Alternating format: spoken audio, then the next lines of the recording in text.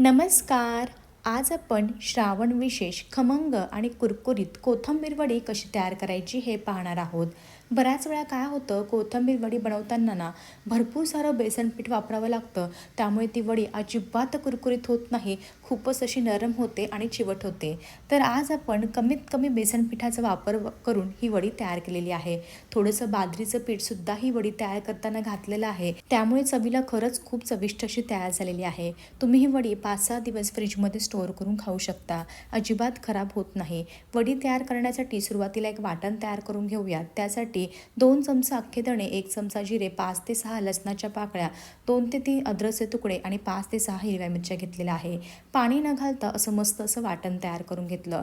आता एक अख्खी जुडी कोथिंबीर स्वच्छ साफ करून निवडून घेतली आणि छान असे बारीक बारीक कापून घेतलेली आहे. सुरुवातीला मीठ घालायचं आहे, पाव चमचा हळदी पावडर, 1 चमचा थोडंसं लाल तिखट घालायचं, हिंग घालायचं आहे, 2 चमचे तीळ घालायचे आहेत आणि ना आपण जे सुरुवातीला वाटण तयार करून घेतलं होतं ना ते सुद्धा घालायचं.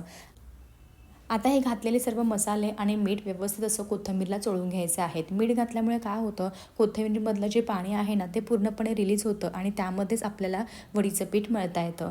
आता सुरुवातीला 1 वाटी बेसन पीठ घातलेलं आहे आणि पाव वाटीपेक्षा थोडंसं जास्त आपल्याला ह्या ठिकाणी तांदळाचं पीठ घालायचं आहे आणि पाव वाटी बाजरीचं पीठ घालायचं. असं बाजरीचं पीठ घातल्यामुळे ना वडीला खरंच खूप छान चव येते आणि तांदळाचं पीठ घातल्यामुळे वडी मस्त अशी कुरकुरीत होते, अजिबात नरम वगैरे पडत नाही. आता कोथिंबीर सुटलेल्या पाण्यामध्येच आपल्याला सुरुवातीला व्यवस्थित असं मिक्स करून घ्यायचं. त्यानंतर लागेल तसं अगदी थोडं थोडं पाणी घालून मस्त असं पीठ हे भिजवून घ्यायचं आहे. लक्षात ठेवा, जास्तीचं पाण्याचा वापर करायचा नाही. थोडं थोडं पाणी वापरून मस्त असं पीठ मळून घेतलेलं आहे. लगेचच व्हिडिओमध्ये दाखवते त्याप्रमाणे आपल्याला वडीसाठी लागणारे हे रोल तयार करून घ्यायचे आहेत. रोल तयार करून घेतलेले आहेत. अशा चाळणीला थोडंसं तेल लावून घेतलं आणि ह्या चाळणीवरती रोल ठेवून घेतलेले आहेत.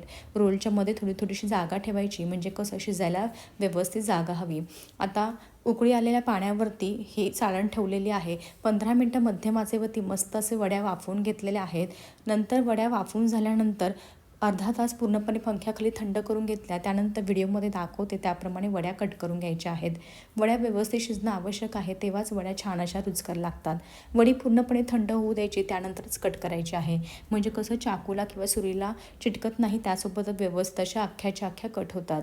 आता लगेच व्हिडिओमध्ये दाखवते त्याप्रमाणे आपण ह्या वड्या तळून घेऊयात. कढईमध्ये एकाच वेळी जेवढ्या होतील तेवढ्या वड्या तळून घ्यायच्या आहेत. हलक्याशा सोनेरी रंगावरती तळून घ्यायच्या.